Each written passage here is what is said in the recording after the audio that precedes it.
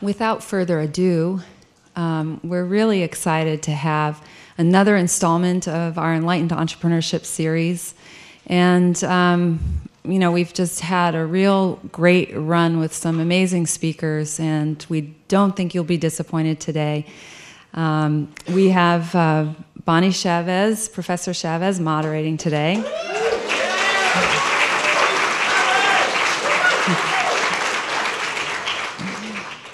And I'd like to just briefly introduce our guest because I kind of like to leave it to Bonnie to really let you get to know who we have here today.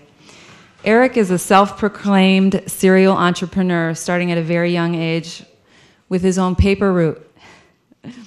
And today he is the co-founder, chairman, and CEO of Make It Work, a computer support company with locations nationwide, and has recently expanded to website development and social media marketing. Please join me in welcoming Eric Greenspan.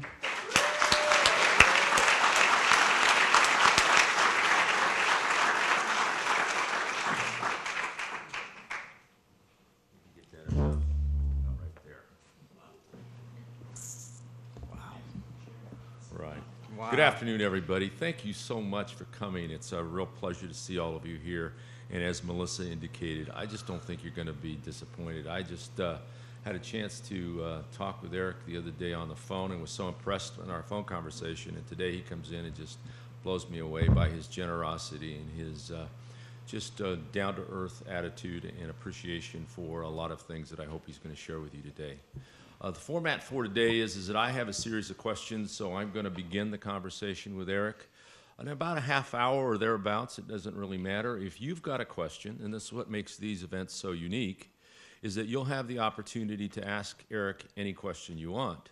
So we have mics on both sides of the room, and if you have a question you would like to ask Eric, please just line up at the mic, and I will try to acknowledge you when I see you, and you can ask him anything you want. So we'll get started. So thank you again, Eric. It's a pleasure to have you here this day. Thank you very much for having me. You know, one of the questions I'm frequently asked by students is, what should I study? What should be my major? How can I prepare myself to be prepared in the real world? If you were to go back 20 years from now when you were a student at UCSB or thereabouts, what would you be studying to better prepare you to be where you're at today? Well, I think the easiest way to answer that question, I'm actually really nervous right now. I don't know why. I haven't been nervous in front of a group in a really long time. I love the feeling. It's wonderful. I do. Wow. So what would I study? You know, I always told interns and employees, I think I have some of my employees here now, that going to college for me wasn't really about what I was learning in the class. Sorry.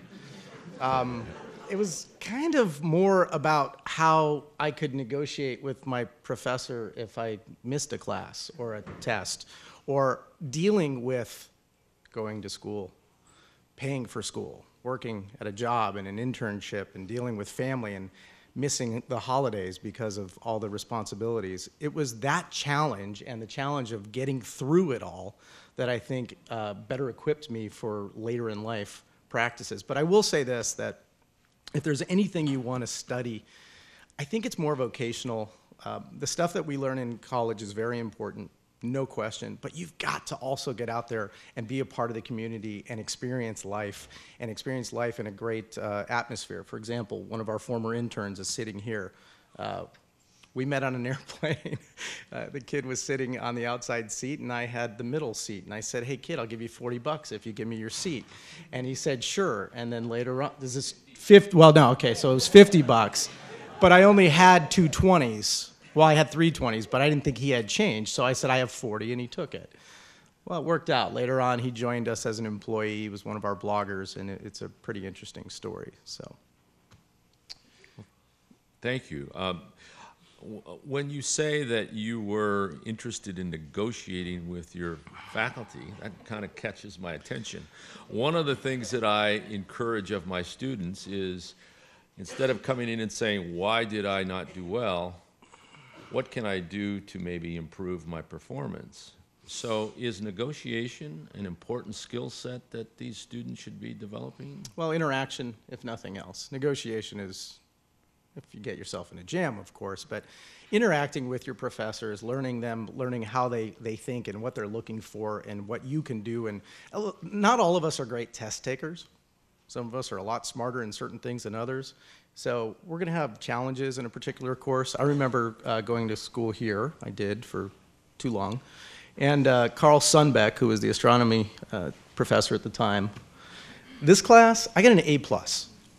And I never did a thing because I loved it.